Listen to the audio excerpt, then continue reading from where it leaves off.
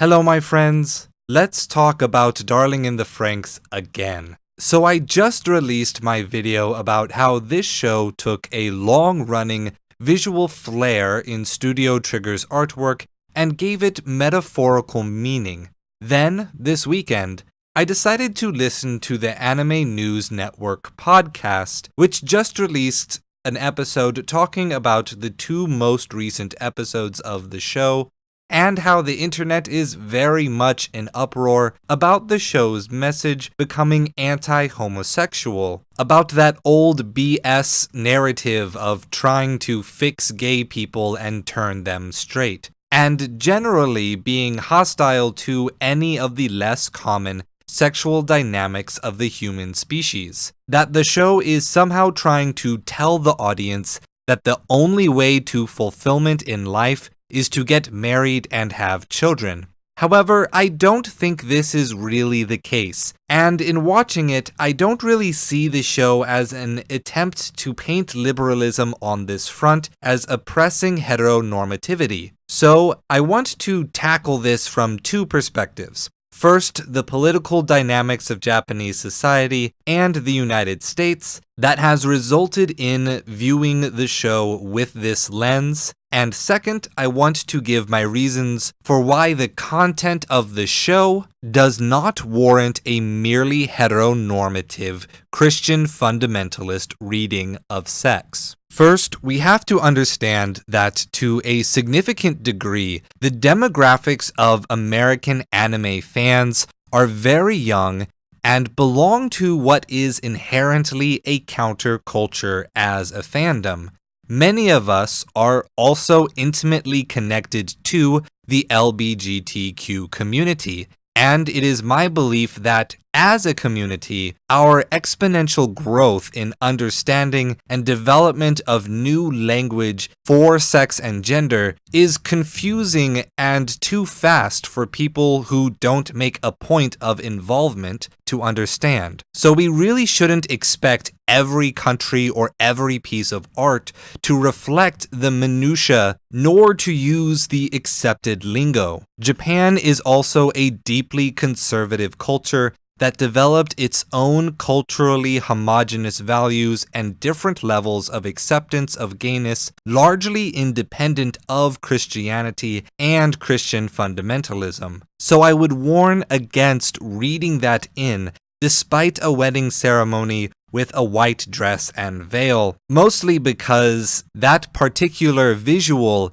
has essentially become a secular image of marriage as much as a religious one. We often make the mistake that Japan is more woke because their cultural engagement with sex is far more free and individuated for the public at large. Japan's culture embraces more sexuality than the United States. They conversely are far more limiting of violence. Whereas the US embraces dropping corpses and ragdoll physics in video games as comedy, Japan finds it distasteful at least, and commonly offensive. So much so that many games like Grand Theft Auto keep the sex but highly censor the violence to pedantic levels. Point is that Japan has a different perception of homosexuality than we do. In some ways, it is more accepting of it and often ties it to more romantic fiction. And in other ways, Japan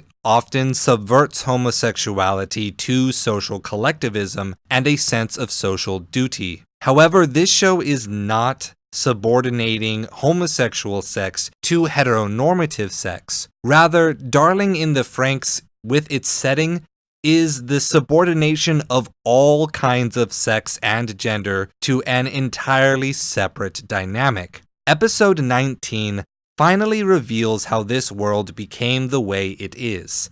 Society found a new, non-renewable resource that allowed for extreme advancement that quickly led to a wealthy oligarchy that invented immortality and then outlawed sex and sexual reproduction so as to prevent any future competition and maintain an essentially post-scarcity hedonist city that operates on a weak conception of both post-scarcity and hedonism, because they actually achieved neither. But it makes sense that such a fascist society would outlaw all forms of sex and gender so as to keep everything as far from challenging their resource exclusivity as possible. The wrench in the gears is that they need to fight giant monsters that are made of human sex chromosomes, and the doctor who made the giant mecha weaponized the chromosomes that can only be explained through convenient anime plot contrivance. Since the society needs these teens to be sexual, it makes sense that they are only going to crack down when they actually try to make children that aren't grown exactly the way and for the purpose of the fascist government and its dictates. So why did all this controversy start? Because everyone in our community thought Mitsuru was gay, because he had a childhood crush on Hiro, the main character, and wanted to ride the sex metaphor robot with him. Now, it was never made explicit, but after Hiro and 02 get their memory back and become Facebook official, Mitsuru began to seek comfort from Kokoro in the metaphor garden. Kokoro develops feelings for Mitsuru, and Mitsuru, who is cool, aloof, and reserved, is initially shocked but reciprocates her feelings because she taught him how to be honest about his own. Why is this a problem? Because we all decided that Mitsuru is gay, but don't want him to be bisexual. If Mitsuru is bisexual, the problem ends, because we already established that the society isn't endorsing straight people either. Does this make the show anti-gay?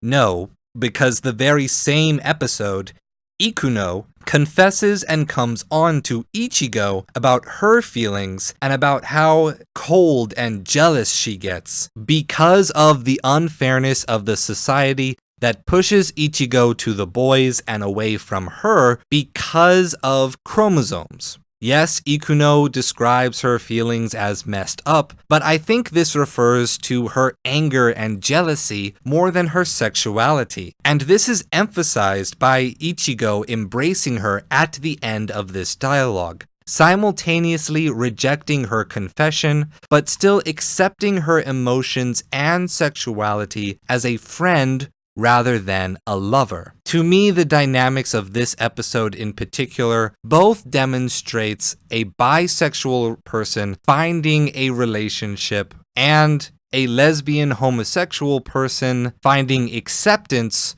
despite not getting a relationship. Look, everyone with a brain can recognize that sex is for more than just reproduction. It is also for pleasure. But biologically speaking, the pleasure serves to motivate the species to reproduce. Yes, all the mental and emotional factors point to that end as well, but that does not reduce the value and the meaning of sex itself. All the factors, mental, emotional, and physical, that create desire for sex are still present in homosexual love, and all the meaning is retained even if no consummation of sperm and egg occurs. Sex is about the human experience. Biological reproduction is always going to be related to sex, and so is pleasure, and so are the politics of various societies. To try to make it only about babies, or to try to make it only about fun or love, means to ignore a fundamental aspect of the whole human experience.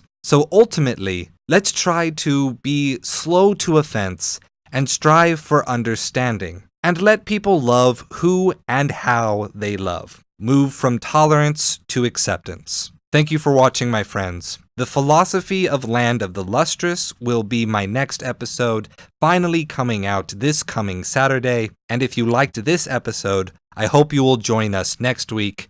And remember to subscribe to help our community grow. We're still pretty small, so the only way we can do it is with your help. Thanks again, and as always, stay true and stay sex positive.